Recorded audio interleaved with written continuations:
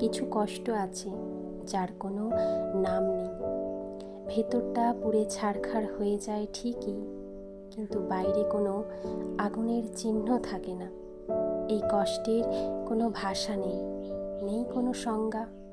শুধু বুকের বাম দিকে এক অদ্ভুত ভারী পাথর হয়ে থাকে। একলা রাতে যখন নোনা জল গাল বেয়ে নামে, তখন নিজের কাছেও এই কান্নার কোনো কারণ থাকে না। দীর্ঘশ্বাসগুলোই এই কষ্টের একমাত্র পরিচয়, যা বাতাসের সাথে মিশে গিয়েও ফিরে ফিরে আসে।